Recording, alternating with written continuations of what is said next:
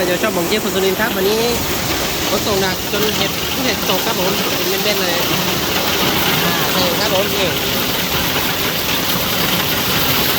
ตกเป็นเม็ดๆเลยทำเป็นตัวขาวครับเห็นไม่ยากนะแต่น่าเห็นทีครับอีสานบ้านเรา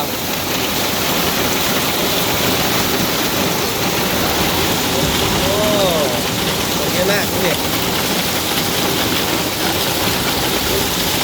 เดี๋ยวจะหยิบมาให้ดูซ่านเนาะฝนก็ตกครับผมไม่กล้าหยิบเนาะ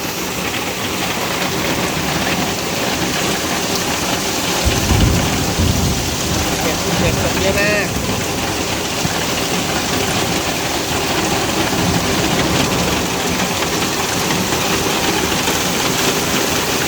อยากไปเก็บให้ดูอยู่ครับเป็นเก็บให้ดูยากเนาะในการตกมาใหม่นะครับเห็ดตกแรงเนาะ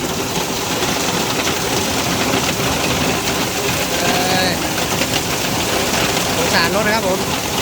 ถ้าลูกใหญ่กว่านี้กระจกหน้าแตกครับ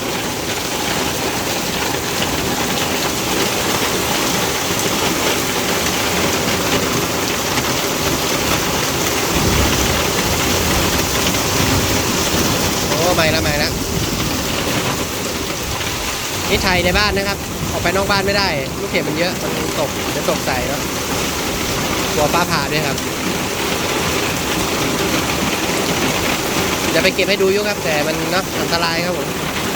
เดี๋ยวบนหลังคาเนาะเดี๋ยวให้ดูเดี๋ยวขาวเป็นเม็ดๆนะครับใช่หมดแล้วลูกเห็บเห็นไหมต้องแม่เลยเพิ่มเนี่ยเม็ดกระเด็นนะครับใช่หมดเลยครับโคตรเยอะเห็นไหมครับผมเป็นเม็ดครับผมแตกแล้วนะครับ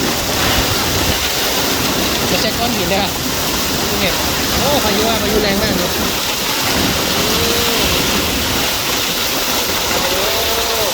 ดิวครับดิวดูฝั่งนี้ครับแรงถือว่าเป็นพายุเลยครับช่วงฤดูร้อนนะมันจะมาพร้อมลูกเห็บครับก็จะน่ากลัวอันนี้อยู่ที่ศรีสะเกษนะครับช่วงปลายเดือนมีนาครับผมเมื่อกี้ตกเยอะกว่านี้เราเห็นเนาะอันนี้เริ่มเป็นปลายนะครับตกเยอะแล้ว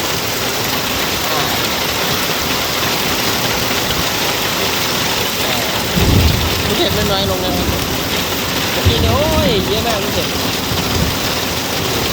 อันนี้มีอยู่เป็นเม็ดนี้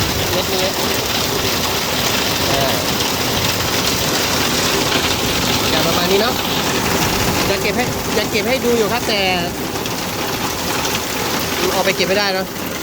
กลัวฟ้าผ่าแล้วก็กลัวตกใส่เจ็บด้วยครับนี่ไปกับด้านนะครับผมอากาศร้อนจัดแล้วก็ทำให้เกิดฝนตกแล้วก็มีลูกเห็บเนาะครับทีนี้ประมาณนี้ครับผม